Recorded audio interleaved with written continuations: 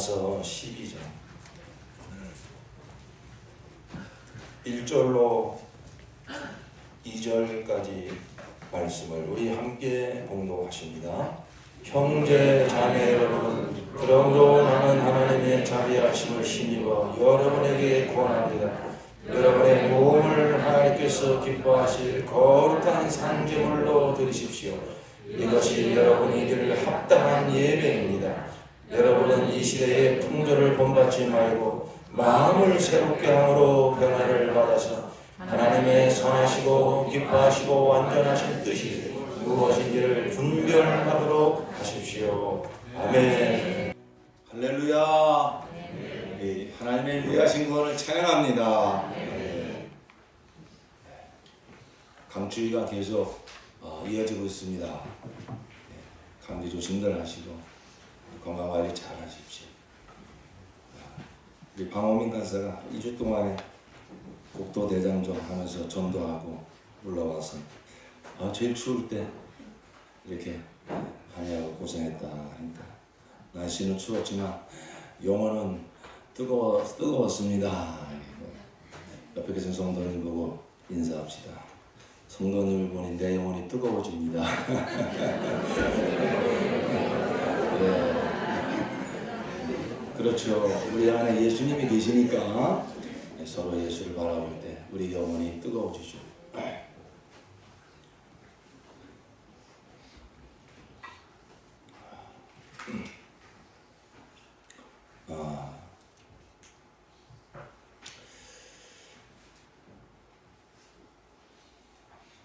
우리가 지금 하나님 앞에 예배자로 서 있습니다. 지금 하나님께 예배를 드리고 있습니다. 이 예배가 얼마나 중요한지 여러분 얼마나 아시는지 모르겠습니다.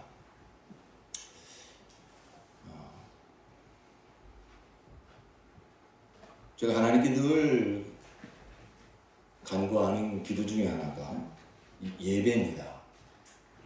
하나님의 임재가 있는 그러한 예배를 드리게 하여 주시옵소서. 우리 교회 처음 예배 참석하신 많은 분들이 뭔가 이렇게 남다른 경험, 하나님의 임재를 경험했다 하는 소리를 제가 종종 듣습니다. 그런데 이 정도에서 멈춰는 안 됩니다.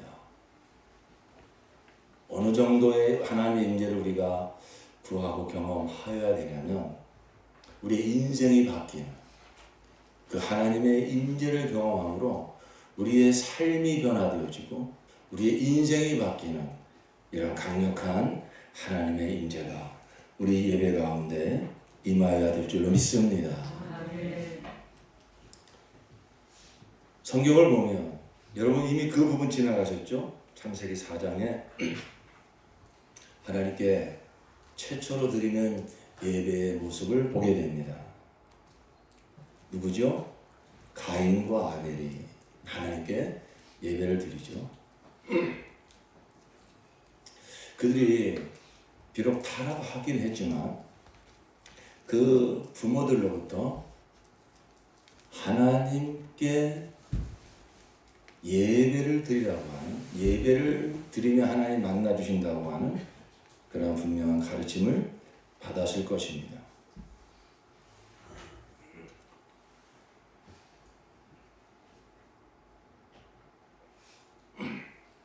그래서 가인과 아벨이 하나님께 구약시대는 제사라고 하죠.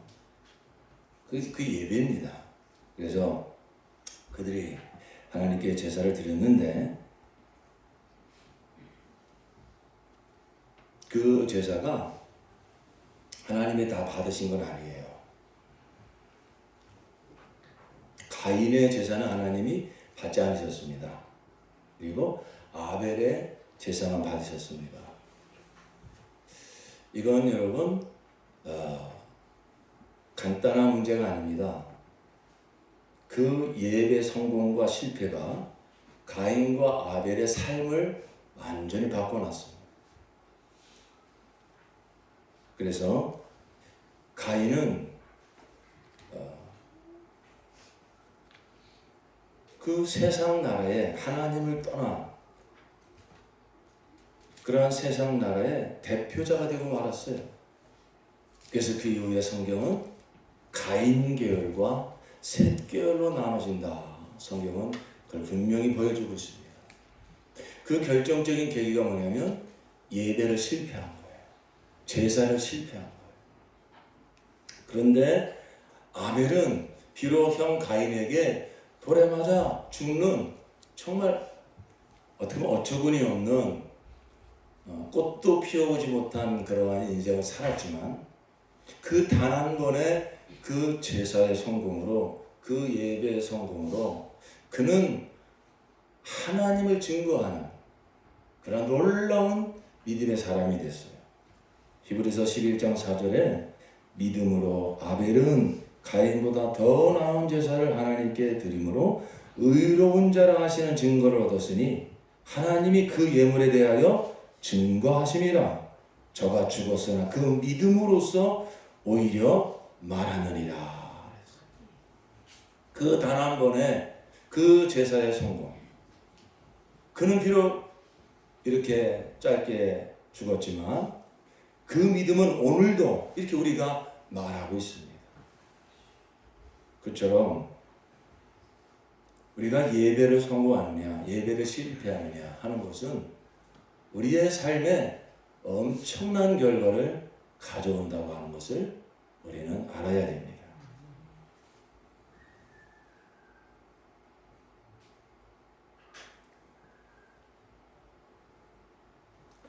오늘 우리는 이렇게 예배를 드리고 있습니다. 그런데 예배가 이렇게 중요한 것인가? 라는 것을 얼마나 생각하시고 이 예배를 준비하셨고 또 이 예배에 임하고 계신지요. 예배를 성공한 사람은 그 심령에 하나님의 불이 임하고 거룩한 열망이 타오릅니다. 더 거룩하게 살고 싶고 더 하나님의 뜻대로 살고 싶은 그 하늘 소원을 품게 되고 그리고 세상에 어찌하든지 세상을 넉넉히 이길 수 있는 위로부터 오는 능력을 받게 됩니다. 그런데 예배를 실패한 자는 가인처럼 세상에 대한 탐욕과 근심과 염려가 여전히 그를 지배하며 더욱더 그 욕망에 사로잡혀 그 욕심에 사로잡혀 그 인생이 망가지는 그러한 결과를 낳게 된다는 것이죠. 물론 여러 가지 요인이 있다고 하겠지만 성경은 분명히 그 핵심적인 그 관건이 바로 하나님을 만나는 구약시대는 제사요, 신약시대는 지금 우리가 드리고 있는 이 예배를 성공하느냐 실패하느냐 이것이 결정적인 관건 분수령이라고 하는 것을 성경은 분명히 보여주고 있습니다.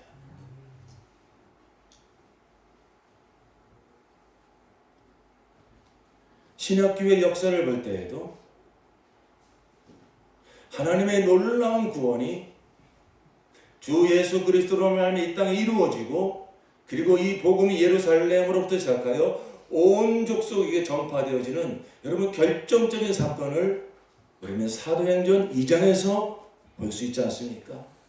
마가다라 핍방에 모인 120명 성도들의 그 뜨거운 기도, 그 예배 가운데 성령이 임재하심으로 하나님의 불이 그 심령 가운데 임함으로 거기에 있는 모든 12사도들과 120 성도들의 삶이 180도 변화되어지고 그 능력을 가지고 예루살렘 거리를 뛰쳐나가 복음을 전파하기 시작한 이 위대한 역사가 이 세상을 뒤바꿔 놨습니다.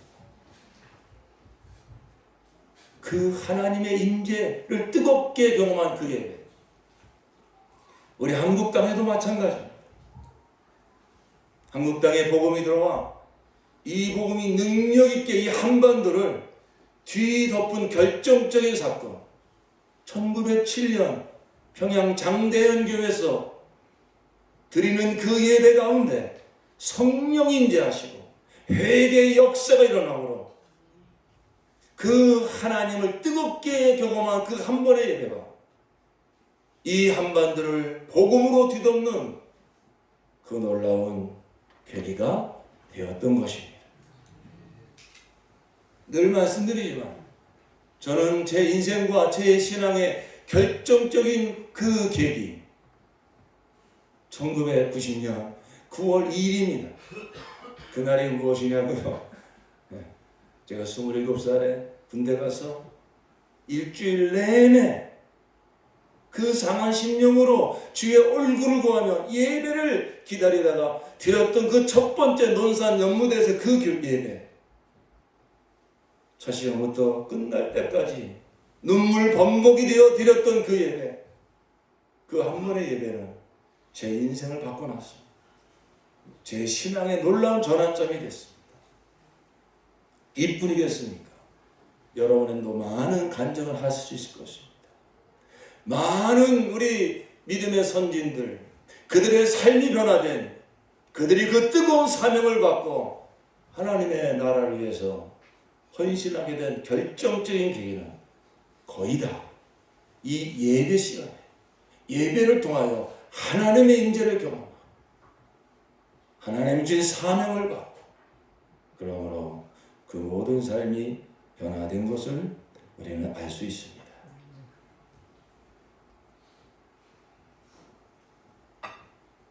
그렇다면 그 예배의 성공과 실패는 어떻게 할 수 있는가? 무엇을 보아 예배 성공했으며 무엇을 보아 예배가 실패했다고 알 수 있는가? 그것은 하나님의 불입니다. 하나님으로부터 임하는 바로 불입니다. 이제 우리가 구약 성경을 계속 읽어가시면서 확인하시겠지만, 구약 시대 하나님의 사람들이 또 이스라엘 백성들이 하나님을 만나기 위해서 하나님 앞에 하나님이 정한 방법으로 제사를 드리죠. 그 제사가 성공했는가 실패했는가? 그 확실한 징표는 무엇이냐면 그 제물 위에 하나님의 불이 임하였는가, 임하지 않았는가? 그게 확실한 징표였습니다. 열왕기상 18장에 보면 우리가 잘 아는 갈멜산 꼭대기에서 엘리야 선지자와 바알 선지자의 대결하는 장면이 나옵니다. 850명이 되는 바알과 아세라 신을 섬기는 그 선지자들과 여호와 하나님을 섬기는 엘리야 단 한 사람. 그때 어떤 제안을 하죠? 당신들이 섬기는 신이 진짜인지 내가 섬기는 신이 진짜인지 우리 한번 판가름 받자. 자, 우리가 섬기는 신에게 제사를 드리자. 제물을 내놓고 제사를 드리자.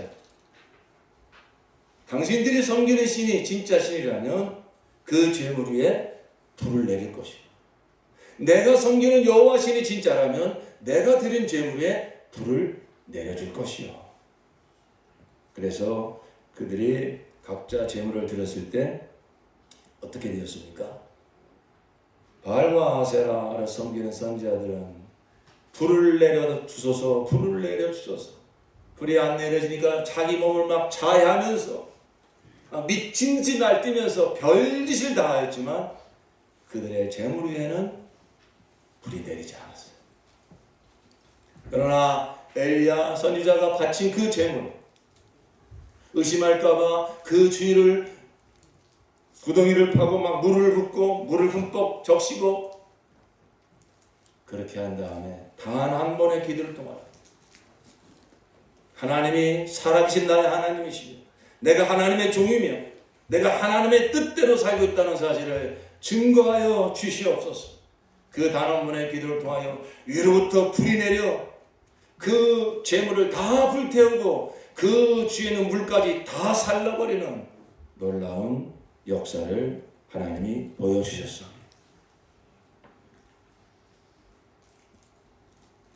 레위기 9장에 보면 아론 제사장이 드디어 하나님 앞에 첫 번째 제사를 드리는 그 장면이 나옵니다. 레위기 9장 22절. 그런 다음에 아론은 백성을 보면서 양팔을 들어 그들에게 복을 빌어 주었다. 이렇게 아론은 속죄제와 번제와 화목제를 다 드리고 내려왔다. 모세와 아론은 회막 안으로 들어갔다. 그들이 바깥으로 나와서 백성에게 복을 빌어주니 주님의 영광이 모든 백성에게 나타났다. 그때 주님 앞에서부터 불이 나와 제단 위에 번제물과 기름기를 불살랐다. 모든 백성은 그 광경을 보고 큰 소리를 지르며 땅에 엎드렸다. 하나님 앞에 드리는 이 제사가 성공인가 실패인가? 그것은 그 제물 위에 하나님의 불이 임하는가 임하지 않는가. 그게 확실한 징표였습니다. 뿐만 아니라 하나님의 불은 때로는 심판하실 때도 불로 심판하셨어요. 레위기 10장에 보면 그 아론의 아들 나답과 아비후가 하나님께 제사를 드리는데 그들은 하나님이 명한 불을 가지고 제사를 드리는 게 아니라 자기들 편한 대로 자기 방법대로 인위적으로 자기들이 만든 그 불을 향해 담아 하나님께 제사를 드려요. 아론의 아들 가운데서 나답과 아비후가 제각기 자기의 향로를 가져다가 거기에 불을 담고 향을 피워서 주님께로 가져갔다. 그러나 그 불은 주님께서 그들에게 명하신 것과는 다른 금지된 불이다. 주님 앞에서 불이 나와서 그들을 삼키니 그들은 주님 앞에서 죽고 말았다. 하나님이 명하신 방법대로 드리는 제사가 아니라 비슷하게 인위적으로 이렇게 해도 하나님이 받아주지 않겠는가. 그러한 그 제물에 대해서 역시 하나님이 불을 내리는데 그 불은 그 제물을 받으셨다고 하는 흠량하시는 불이 아니라 그들을 심판하는 그러한 불이 내렸다고 하는 것이죠. 일일이 다 열거하기 어렵습니다만 하나님께서 기도를 부르실 때도 삼손을 부르실 때도 나는 자격이 없습니다. 나 같은 게 무슨 하나님의 역사를 이루겠습니까? 그럴 때 너희가 재물을 가져 나한테 바쳐라. 그랬을 때 그 재물에 하나님께서 불을 내려줌으로 하나님이 나를 부르셨구나. 하나님 나를 택하셨구나 라는 증거를 그들은 삼을 수 있었습니다.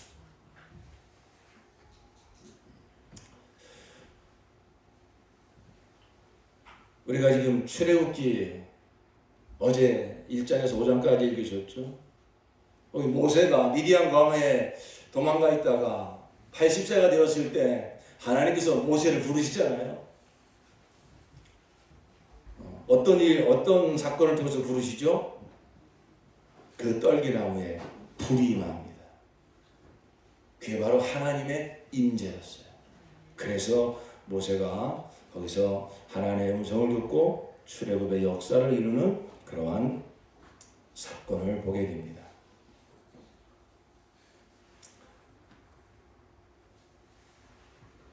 이와 같이 제사의 성공과 실패는 그 드린 제물에 하나님의 불이 임하는가 임하지 않는가 라면 이 구약의 모든 제사나 출애굽의 역사나 이건 다 상징이죠. 비유와 모형이죠. 그 실상은 바로 우리 주 예수 그리스도로 말미암아 이루시는 그 완벽한 구원이죠. 구약시대 하나님 앞에 수없이 드린 그 번제, 화목제 제물은 우리의 죄를 대신해서 죄값을 치르는 속죄물의 상징이었어요. 그러면 그 상징의 실상은 무엇입니까?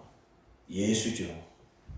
우리의 유월절량, 우리의 화목제물, 우리의 속죄제물로 오신 예수께서 어찌 보면 마지막 희생 제사를 드림으로 우리의 죄를 저 짐승이 이렇게 사는 그런 그림자 같은 속죄가 아니라 우리의 영원한 속죄제물, 화목제물이 되셔서 십자가 달려 죽으신 예수 그리스도의 그 영원한 제사, 거기서 흘리신 그 피는 우리의 죄를 영원히 단번에 사하여 주신 줄로 믿습니다.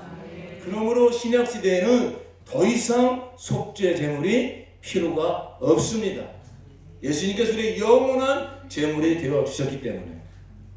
그렇다면 구약의 제사가 모형이라면 지금 저와 여러분이 드리고 있는 우리의 예배가 실상인데, 짐승의 피로 하나님을 만나는 비유적인 만남이 아니라 예수의 피를 힘입어 만나는 하나님과의 실제적인 만남이 오늘 우리가 드리고 있는 예배라면, 이 신약시대의 예배의 제물은 무엇일까요? 조금 전에 더 이상 우리의 죄를 속죄하는 그 제물은 예수의 그 십자가에서 다 끝났습니다. 말씀을 드렸잖아요. 그렇다면 신약시대 우리가 드린 이 예배에 제물이 필요가 없을까요? 제물이 있다면 그 제물은 무엇일까요?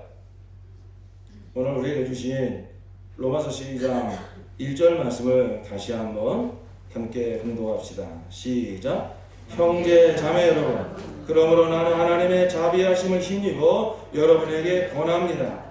여러분의 몸을 하나님께서 기뻐하실 거룩한 산제물로 드리십시오. 이것이 여러분이 드릴 합당한 예배입니다. 소리를 조금만 더 키워주세요. 아까 좀 편했었는데.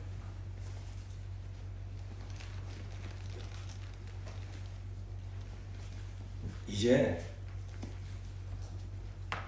신약시대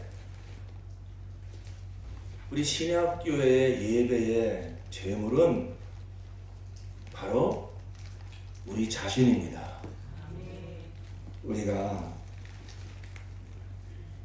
여러분의 몸을 하나님께서 기뻐하실 거룩한 산 제물로 드리십시오. 짐승 제물이 아니라 이는 예수 제물, 예수의 피를 힘입어 구원받은 저와 여러분이 이제 하나님 앞에 드리는 산 제물이 된 것입니다. 신약교회 예배의 제물은 무엇이라고요? 누구라고요? 나 자신입니다. 저와 여러분이 하나님께 드리는 산 제물이 되신 거예요. 우리 한번 고백합시다. 나는 산 제물이다. 왜 산 제물이라고 그러죠? 구약시대 제물은 죽여서 드렸잖아요. 죽음으로 드렸잖아요. 근데 더 이상 그 제물이 필요 없는 것은 예수님께서 우리의 영원한 우리의 죄를 그 피로 다 사하시고 그 죄값인 사망을 사망으로 다 해결해 주셨기 때문에 더 이상 그런 제물은 필요가 없어요. 그런데 그렇다고 해서 제물이 필요 없다는 게 아니라 이제는 우리가 살아있지만 그런 죽은 제물은 필요 없지만 그 은혜로 구원받은 저와 여러분이 산 제물이 되어 하나님께 드리는 제물이 되셔야 됩니다.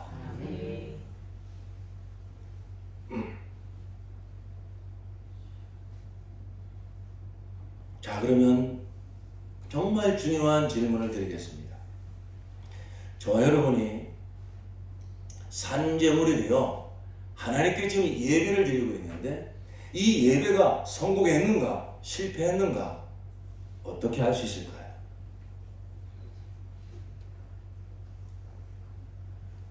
예배의 성공과 실패는 아무리 강조해도 지나치지 않습니다. 정말 예배를 성공한 사람은 그 삶이 그때부터 놀랍게 변화되어지고 그 하나님이 찾으시는 한 사람의 예배자를 통해서 그 가정과 목장과 교회와 도시를 변화시키고 한 시대를 변화시키는 하나님의 역사가 일어날 수 있습니다. 그래서 요한복음 4장에 하나님이 예배자를 찾으신다. 이제는 영과 진리로 예배를 드리는 때가 왔다. 하나님은 그러한 참 예배자를 찾으신다 말씀하고 있지 않습니까?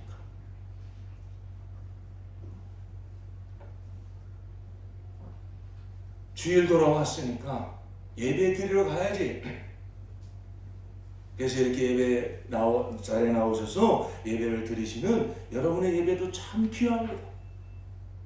그러나 하나님께 와서 눈도장 한번 찍고 나 주일 오늘 예배 한번 드렸어 이렇게 여러분의 예배가 거기서 끝난다면 안 됩니다. 예배의 성공과 실패는 출석을 했느냐 안 했느냐 11조를 했느냐 안 했느냐 그게 아니라 하나님의 임재를 경험했느냐 못했느냐 바로 이것입니다. 자, 구약시대 그 제사의 성공과 실패의 확실한 증거, 그 제물에 하나님의 불이 임했는가 임하지 않았는가, 그건 부인할 수 없는 확실한 징표였어요.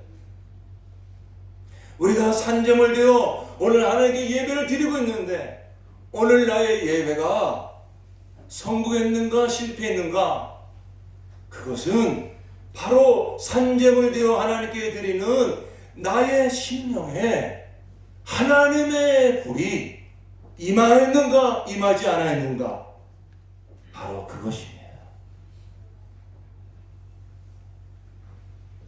눈에 보이는 어떤 물리적인 불이 아니라 오순절 마가다락방에 성령이 불의 혀처럼 강력하게 그 자리에 그 공동체의 그 심령 가운데 임한 것처럼 본인이 합니다. 오늘 나의 예배가 하나님께 성공이 되었다면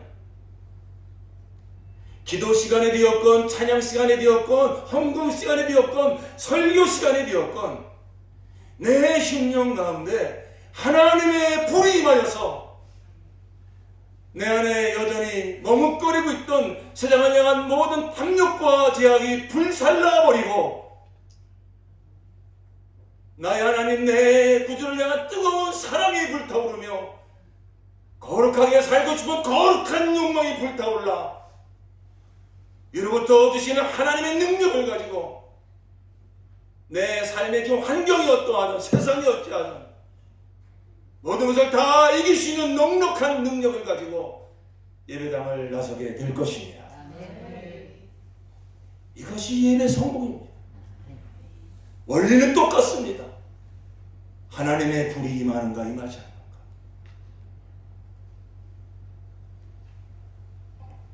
가인과 아벨이 똑같이 제사를 드렸지만 가인의 제사가 실패했다고 하는 확실한 증표가 있었을 거예요.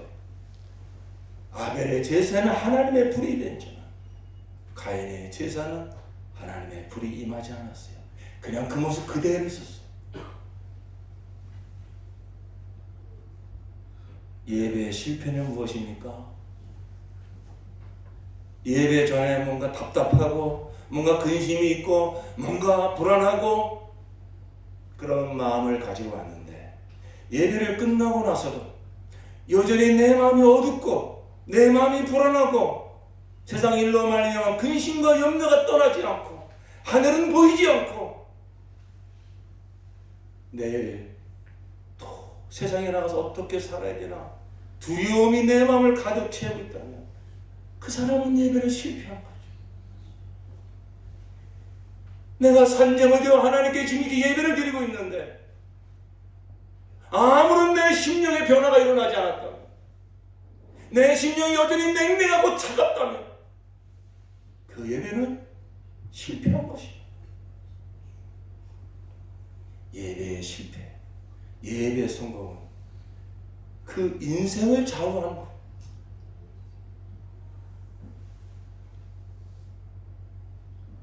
그러므로 사랑하는 성도 여러분, 하나님 말씀에 근거하여 이와 같이 예배의 성공과 실패가 너무 중요하다는 하나님의 분명한 말씀을 엄중하게 받으셔서 오늘날까지도 많은 예배를 통한 하나님의 임재를 경험하고 또 은혜를 받고 그런 예배를 드린 경험이 있겠지만 그 과거에 머무르는 것이 아니라 오늘로부터 시작해서 내가 이 땅에 사는 년 동안 몇 번의 예배를 드릴까? 그 모든 예배를 한 번도 실패함이 없이 모든 예배에 하나님의 불이 여러분의 심령 가운데 임하는 이러한 복이 있어지기를 예수 이름으로 축원합니다. 우리는 예배 성공자가 되어야 됩니다. 그러기 위해서 우리는 어떻게 해야 될까? 오늘 주신 2절 말씀에 있습니다. 2절 말씀을 우리 다 함께 읽습니다. 시작. 여러분은 이 시대의 풍조를 본받지 말고 마음을 새롭게 함으로 변화를 받아서 하나님의 선하시고 기뻐하시고 완전하신 뜻이 무엇인지를 분별하도록 하십시오. 아멘. 우리의 심령이 중요한 거예요. 우리의 마음이 중요한 거예요. 하나님 우리의 중심을 보신다고 했어요. 우리의 마음을 보신다고 했어요. 지금 예배하는 여러분의 심령이 하나님이 정말로 불을 주실 만한, 하나님 임재하실 만한 그런 하나님에 대한 갈망과 하나님에 대한 지극한 경성과 그 하나님에 대한 그 위대한 경외심을 가지고 예배를 드리시고 계시느냐 하는 겁니다.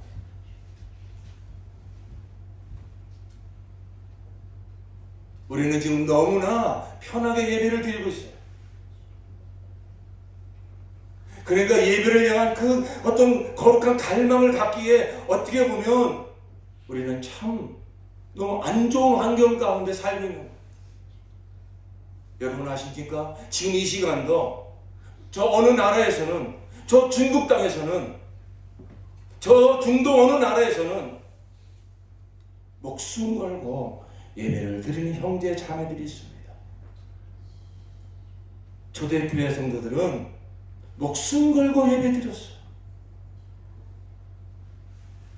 그들의 심령 가운데 내 목숨이 중요한 것이 아니요, 오늘 하나님이 나의 예배를 받으시고 내 심령 가운데 하나님의 불을 내려주셔서 나를 만나주시기만 하면 나는 그것으로 족하겠나이다.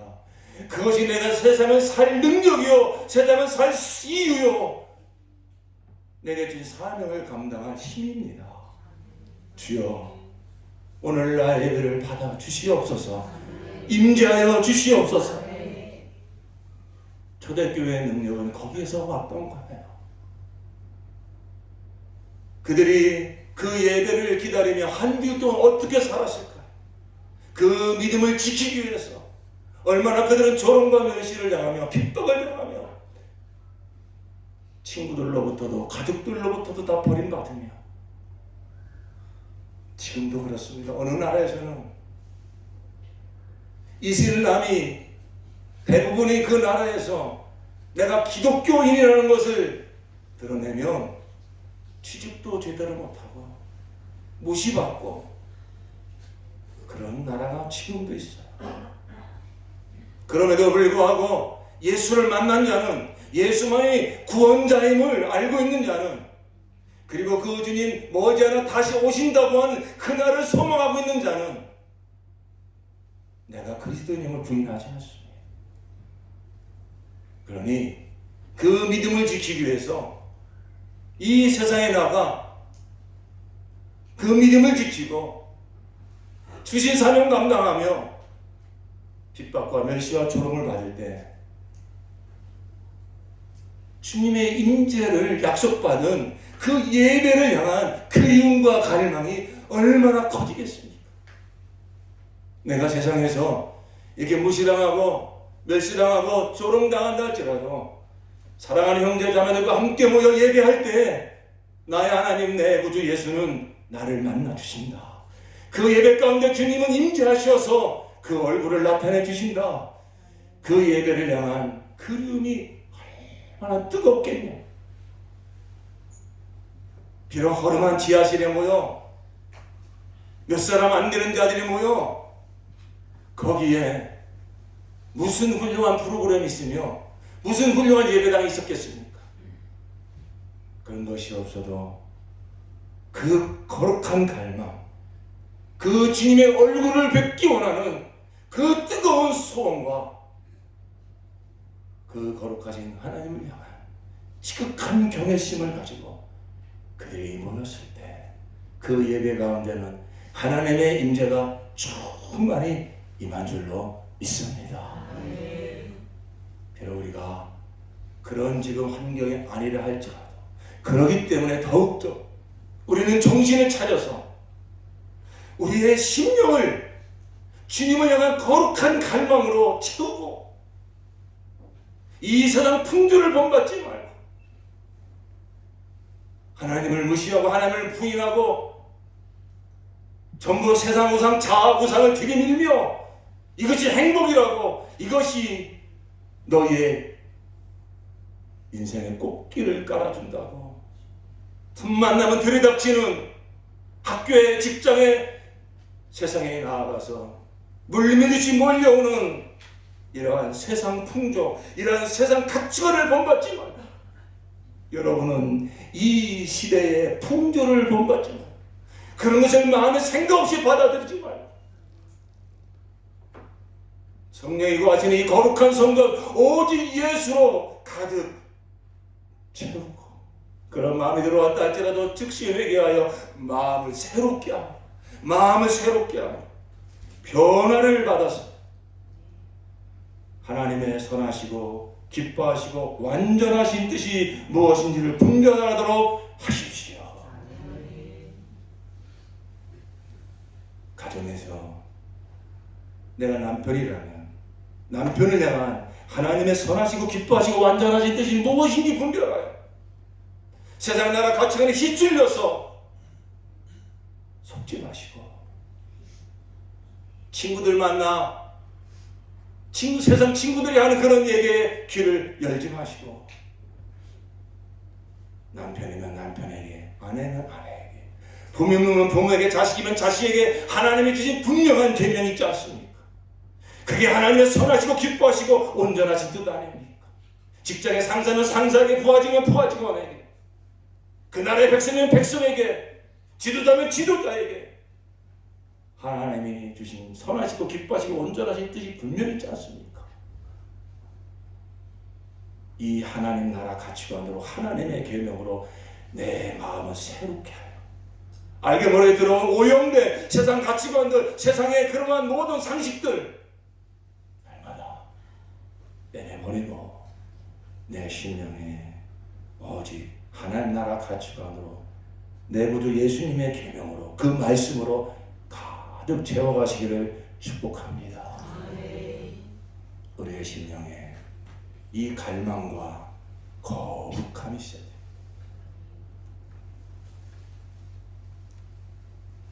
그래서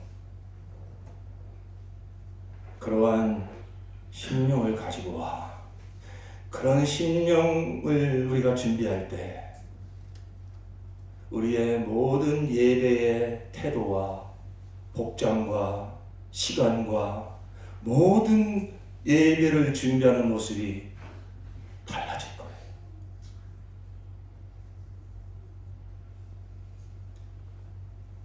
형식을 갖추라는 얘기가 아니라 내 마음이 그렇게 주님에 대한 갈망과 주님에 대한 경외심과 그런 마음이 있다면 거기에 합당하게 모든 예배를 거기에 부합하여 준비하게 될 것입니다.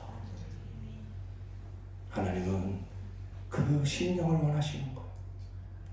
그러한 심령으로 한 주일 동안 예배를 준비하고 그러한 심령을 가지고 헌금도 준비하고 그런 심령을 가지고 복장도 준비하고 그런 심령을 가지고 주일이 되어 하나님의 임재가 약속된 이 예배당으로 나오실 때 여러분의 발걸음에는 벌써 거룩한 그리움이 넘쳐날 것입니다. 이 예배당에 들어서자마자 여러분의 심령은 울컥거릴 것입니다.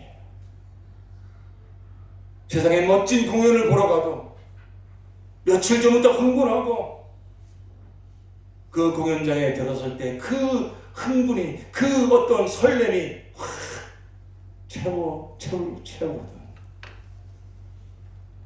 만왕의 왕 만주의 주, 내 구주 예수 그리스도, 그가 내게 베푸신 놀라운 이 구원을, 은혜의 영광을 찬양하고자 모인 교회의 예배 가운데 기대감이 없고 흥분이 없고 설렘이 없다면, 아무리 멋진 퍼포먼스를 한다 할지라도 그 심령에서 넘쳐나는 갈망과 주의 영광을 찬양하고자 하는 거룩한 경외심이 없다면 그 예배는 죽은 예배죠.